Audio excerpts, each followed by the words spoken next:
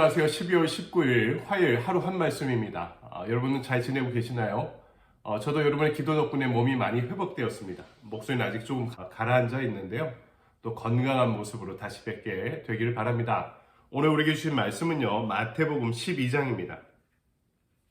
33절로부터 35절까지의 말씀 제가 봉독해 올리겠습니다. 나무도 좋고 열매도 좋다 하든지 나무도 좋지 않고 열매도 좋지 않다 하든지 하라. 그 열매로 그 나무를 아느니라. 독사의 자식들아, 너희는 악하니 어떻게 선한 말을 할 수 있느냐? 이는 마음에 가득한 것을 입으로 말함이라. 선한 사람은 그 쌓은 선에서 선한 것을 내고 악한 사람은 그 쌓은 악에서 악한 것을 내느니라. 아멘. 주님의 말씀입니다. 주님께 감사드립니다. 오늘 우리에게 주신 말씀 가지고 이 시간에는 사람을 살리는 말, 죽이는 말이란 제목으로 말씀을 증거하도록 하겠습니다. 우리 속담에 말에 대한 여러 가지 이야기들이 참 많이 있죠. 그 중에 하나가 말 한마디가 천냥빛을 갚는다, 이런 내용이 있고요. 발 없는 말이 천리를 간다, 이런 이야기도 있습니다. 또 그리스 속담을 보니까 이런 이야기가 있더라고요. 혀는 뼈도 없고 약하지만 많은 사람을 찌르고 죽인다. 말 한마디의 중요성을 모두가 이야기하고 있는 것이죠. 오늘 우리가 읽은 본문에서도 이 말에 대한 중요함을 다시 한번 강조하고 있습니다. 우리 경험 가운데 우리 모두 다 공감하고 있을 그런 내용이죠. 먼저 오늘 말씀을 보니까 말은 마음에서 나온다, 이렇게 이야기합니다. 34절을 볼까요?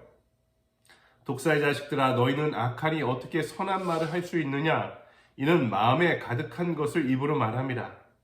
예수님께서 자신들은 선민이다, 거룩한 사람이다, 이렇게 자부하고 있던 바리새인들에게 독사의 자식들아, 이렇게 말씀하는 것이죠. 그들의 말에 선함이 없고 정죄와 비난과 모함과 비판이 많았습니다. 그 이유는 그들의 마음이 악하기 때문이다 라고 말씀하는 거죠. 마음에 있는 것들이 입으로 쏟아져 나온다는 것입니다. 그래서 악한 마음을 품고 사는 게 아니라 선한 마음, 그리스도의 마음을 품으라라고 성경이 말씀하고 있는 겁니다. 재미 작가였던 김은국 씨가 쓰었던 아주 유명한 소설 순교자라는 내용의 장편 소설이 있습니다. 이 책은 영어로 먼저 쓰여진 소설책이고요. 나중에 한국말로도 쓰여졌습니다. 한국인 최초로 노벨문학상 후보에 오른 사람이 이 김은국 작가인데요. 이 내용은 이렇습니다. 한국전쟁 때 12명의 목회자들이 인민군한테 끌려갔다가 그 중에 10명은 총살이 되고요. 나중에 2명만 살아 돌아오게 됩니다. 살아 돌아온 두 사람 중에 한 명이 바로 이 소설의 주인공이었던 심 목사입니다. 지역과 교계에서는 돌아가신 10명의 목회자에 대해서 순교자라고 이렇게 추서하며 존경하였고요. 나머지 2명에 대해서는 인민군에게 협조했다, 신앙을 버린 배교자다, 욕하기 시작합니다. 온갖 비난과 매도가 쏟아지는데, 그럼에도 불구하고 이 심 목사님은 자기 고향으로 돌아가서 자신의 교회에서 꿋꿋이 묵묵히 목회를 계속합니다. 시간이 한참 지나고 남한에서 활동하던 북한의 빨치산 간부가 잡히게 되었는데, 그리고 나서 이 사건에 대한 전모가 드러나기 시작합니다. 자신을 비롯한 지도부가 그 10명의 목회자를 사살한 이유는요, 죽음을 앞두고 목사답지 않은 비굴함을 그들이 보였기 때문이었고, 2명 중에 1명은 고문하다가 정신 이상이 생겨서 풀어준 것이고, 심 목사님은 끝까지 죽음을 각오한 의연한 모습 때문에 사람들에게 감동을 주어서 살려주었다는 것입니다. 여러분, 누구를 탓하겠습니까? 모두가 전쟁의 포화 가운데 일어난 민족의 상처입니다. 죽은 사람들이 그 죽음을 두려워했던 것은 당연한 일입니다. 뭐가 문제가 되겠습니까? 문제는 심 목사님이 침묵을 끝까지 지킨 이유입니다. 돌아가신 분들, 그들의 가족, 그들의 교회의 명예를 생각했던 것이죠.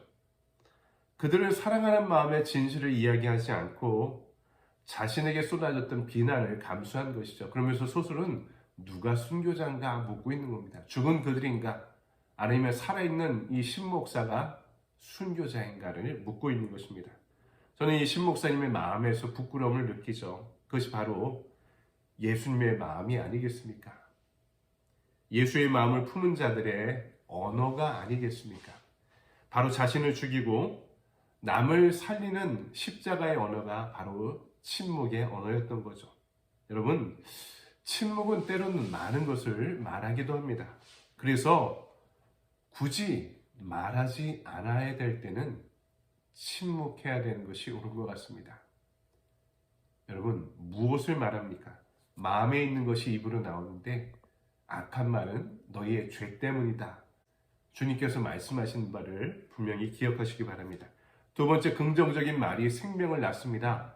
35절입니다. 선한 사람은 그 쌓은 선에서 선한 것을 내고 악한 사람은 그 쌓은 악에서 악한 것을 내느니라.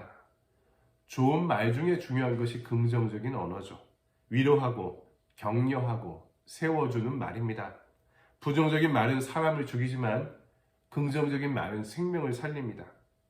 기독교의 가장 중요한 단어 중에 하나가 구원 아닙니까? 구원. 구원이란 말은요, 생명에 대한 긍정을 의미합니다. 사람이 마음으로 믿어 의에 이르고 입으로 시인하여 구원에 이르느니라. 아멘. 이 말씀도요, 긍정적인 마음, 말에 구원받은 것에 대한 긍정적인 표현. 믿음이라는 것이 반드시 입으로 표현되어야 된다라는 것을 우리에게 이야기해 주는 거죠. 바로 구원과 생명의 세계로 인도하는 척도가 긍정적인 언어, 긍정적인 고백이다라고 말씀하고 있는 것이죠. 수십 년 전에 용산의 미8군 영역에서 일어났던 이야기입니다. 성탄절이 가까운 어느 저녁, 퇴근 시간이 임박한 시간에 용산에 있던 정비 공장에 한 미국 사람 하나가 들어와 자동차를 고쳐달라고 합니다. 정비공들의 입장에서 입이 나올 만한 거죠. 성탄절 연휴도 가까우고 있고 빨리 퇴근하고 싶은데 늦은 시간에 차를 가지고 와서 고쳐달라고 하니까 짜증이 난 겁니다. 한국말을 모를 거라 생각해서 이야기합니다. 자식이 말이야, 짱구같이 생겨서 도무지 눈치가 없어. 지금이 몇 시인데 와서 귀찮게 굴어. 이 욕이나 쌍소리에도 아랑곳 없이 이 미국 사람이 앉아서 신문을 읽고 있는데 이러다 갑자기 사람들이 깜짝 놀랍니다. 그 신문이 한국 신문이었습니다. 당황한 정비공들이 얼른 이를 재촉하면서 하다가 한 사람이 이야기합니다. 차에 불동액을 넣어야 되겠다라고 이야기하니까 다른 사람이 그럼 불동액으로 읽는 게 아니라 부동액이야 라고 말하니까 앉아있던 미국 사람이 이야기합니다. 아니, 불자가 맞지만 읽을 때는 그럴 경우 부동액으로 읽는 게 맞지요 라고 이야기합니다. 정비반장이 그의 유창한 한국말을 듣고 아까 일이 생각나 얼굴이 새빨개집니다. 그걸 보고 미국 사람이 말합니다. 아, 괜찮아요. 원래 내 별명이 짱구예요. 그 자식이란 말이 아들이란 뜻인데 뭐가 잘못된 말입니까? 저는 하나님의 자식입니다. 이렇게 이야기하면서 웃더라는 것입니다. 그 너그러움에 모두가 고마워한 순간이었습니다. 그 미국인이 바로 장로교 선교사였던 언더우드 목사님의 손자였던, 그리고 당시 연세대에서 교편을 잡고 있던 원이란 박사였다고 합니다. 여러분, 때로는 쏘는 말이 사람의 심령을 죽이기도 하고요. 용기와 소망을 주는 말 한마디가 사람의 인생을 바꾸어 놓을 때가 있습니다. 우리 주변에서 많은 사람들을 보십시오. 그분들이 힘을 내고 소망을 갖고 새롭게 일어날 수 있었던 것이 주변의 많은 사람들의 격려하는 말이었다라는 그분들의 고백과 간증을 들어보시기 바랍니다. 내 인생에 힘을 낼 수 있는 격려하는 말을 주셨던 분은 누구였습니까? 누구의 어떤 말이었습니까? 하나님이 인간을 창조하실 때 인간의 말에 입에 권능을 주셨습니다. 긍정적인 말은 생명을 살리게 하고 부정적인 말은 생명을 죽이게 만들 수 있는 권세를 우리의 입에 주신 것입니다. 우리는 말의 영적 권세를 새삼 생각해 봐야 합니다. 오늘 하루 긍정적인 말과 생명의 언어로 사람을 살리는 저와 여러분의 하루가 되기를 주님의 이름으로 간절히 축원드립니다. 아멘. 적용의 질문입니다. 내 평소의 언어 생활은 사람을 살리는 언어입니까? 사람을 죽이는 언어입니까? 생명의 언어 생활을 위해 오늘 하루 무엇을 실천하겠습니까? 여러분, 오늘 말씀을 잘 기억해 보시면서 액션 플랜입니다. 가족 구성원 한 사람 한 사람에게 사랑한다고 표현하기. 멀리 있는 사람부터 하지 않고요. 내 가까이 있는 사람, 아내와 남편, 부모님, 자녀들 한 사람 한 사람에게 사랑한다 표현하는 하루가 되시기 바랍니다. 그렇게 여러분, 여러분의 말의 권세로 사람을 살리는 좋은 하루 보내시기 바랍니다. 감사합니다.